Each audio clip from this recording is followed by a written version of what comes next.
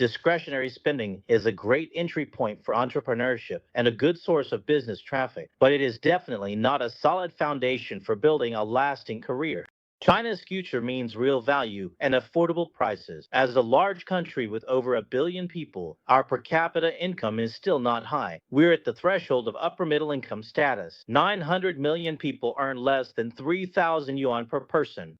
China's economy isn't shown just by cities like Beijing or Shanghai. Look at any provincial capital in the east or west, or a county with 300,000 people, right? China has 2,894 counties, each with populations of 300,000 to 400,000 people. The chains, brands, and lifestyles that can survive in these counties are what truly show the state of China's economy. China has nearly 50,000 towns. To understand its market, focus on county and rural economies. They are the real picture. Beijing, Shanghai, Guangzhou, and Shenzhen together have only about 100 million people. So, China has fewer middle-class consumers and less consumption upgrading than many assume. That's why I believe that mass consumption, convenient consumption, and essential goods consumption will be the mainstream in the future. So, when the overall volume hasn't changed, we must focus on and invest in essential goods consumption and the development of essential goods for China.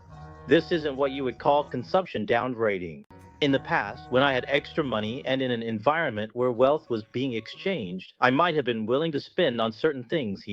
Those were actions of consumption upgrading. When emotional value was being released, I was willing to have a cup of milk tea, eat some ramen, have an ice cream, or browse these new cosmetic stores. But today, with the economy slowing down, per capita income not improving enough, and the economic environment facing a lot of uncertainty and pressure, everyone is cutting back. In fact, there is a real situation of consumption downgrading, which is why essential goods consumption is doing relatively well. So you can see that the price reductions for products have been pretty significant. But when it comes to discretionary spending, this category is definitely facing major challenges.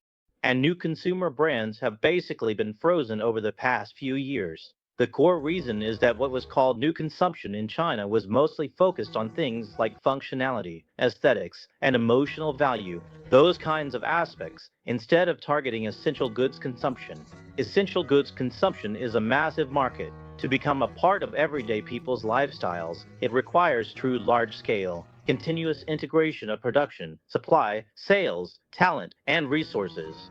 It's not something that can be achieved by relying on other factors. They thought that by focusing on emotional value, functional improvements, and aesthetic value, adding aesthetic intelligence to emotional and intellectual intelligence, they could achieve entrepreneurial success. So, the challenges faced by discretionary consumption are actually very significant, and in the long run, they remain quite substantial. Discretionary consumption is a good window for entrepreneurship and a great source of business traffic, but it is definitely not a solid foundation for building a lasting enterprise.